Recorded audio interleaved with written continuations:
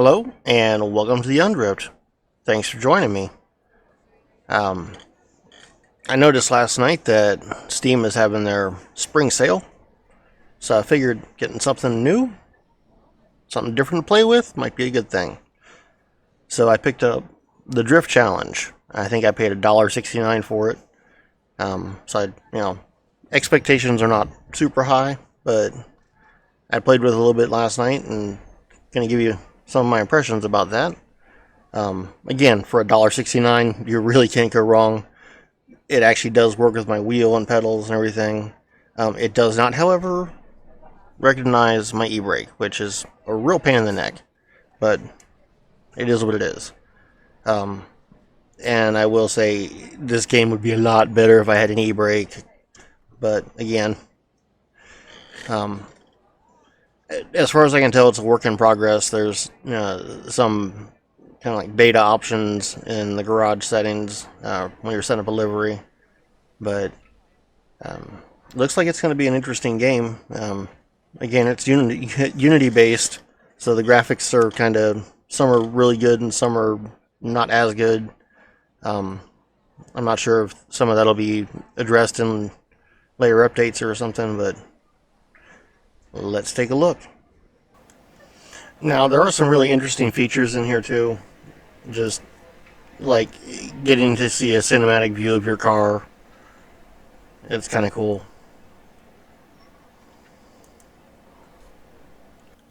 Now, this intro for the career level is something else altogether. You gotta see it.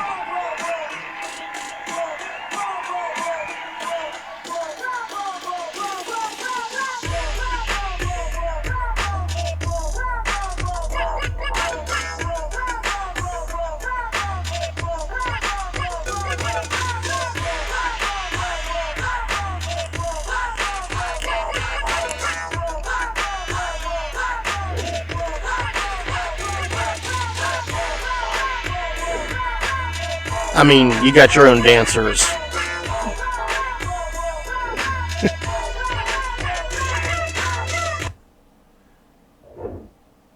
It's kind of a cool way to showcase the car, I guess, but it's a little weird.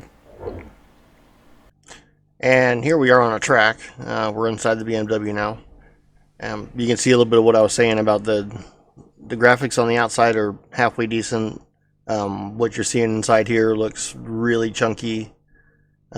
It does move smoothly. That's a good thing. But I mean, you look around and the graphics outside look halfway decent again. So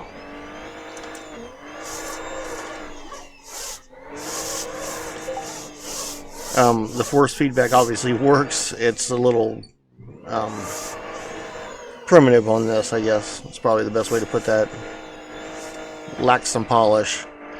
And again, this is a place where my e-brake would be great, but as it doesn't show up in here,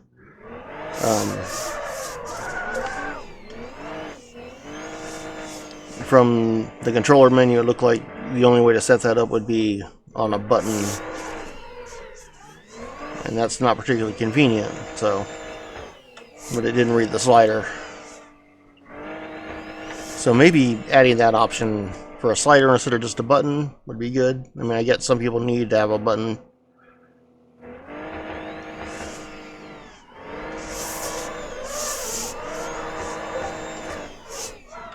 And obviously it does drift. I've gone through and changed a lot of the settings and tuned the car to get it to drift as well as it does, and it's still sloppy at best. I think some of that would be better. Again, if my e-brake worked. I hate to harp on the same thing over and over again, but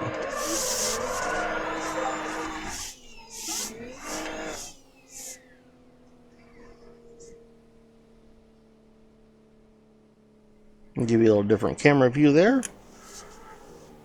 So when you look at the graphics from the outside, the car looks really good. I mean, there's even the details on the tires. The shadows look fairly real. I did go for the softer setting on this. and I think that made a big difference. I know it made a big difference in performance, or well, GPU usage anyway. But even looking at the dirt and the road and everything, stuff looks pretty decent. That's still in reverse. I guess I'm going this way then.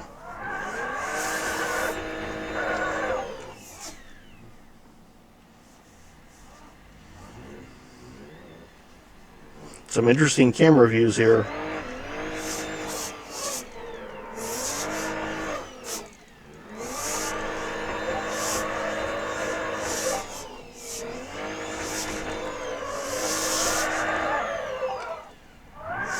I mean, overall the track layout is nice. The physics seem to be relatively decent. I have it set on Simcade right now.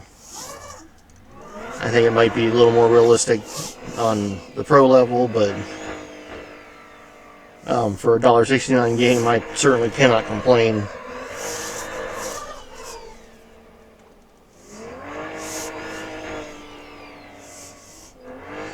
I mean, there are some things about it that remind me of stuff like Asphalt series and like especially Asphalt 8 as far as the physics are concerned, but some of that may be limitations of Unity. I'm not sure on that.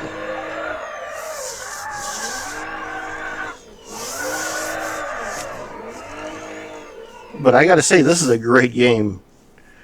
I didn't expect to like it. I didn't expect so much of my setup to work with it, and it does. I'm impressed.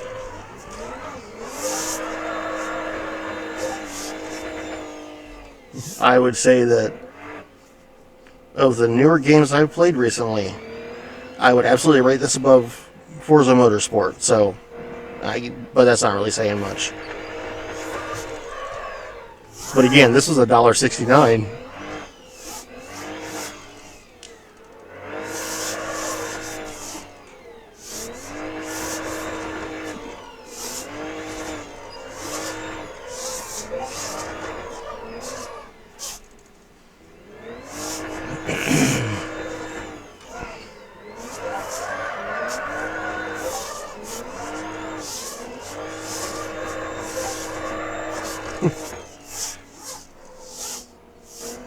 I think there might be some assists that are making it do the pendulum thing too, because I didn't really go through every setting in there when I was getting this going.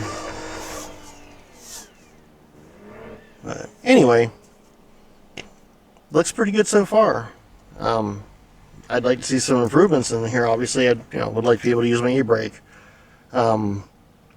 Maybe adding some actual branding for cars and stuff like that. I get that's probably an issue, but as all the cars are named in the menu, it'd be nice to actually have a BMW emblem to put on there rather than just pick stuff off there and throw shapes up there.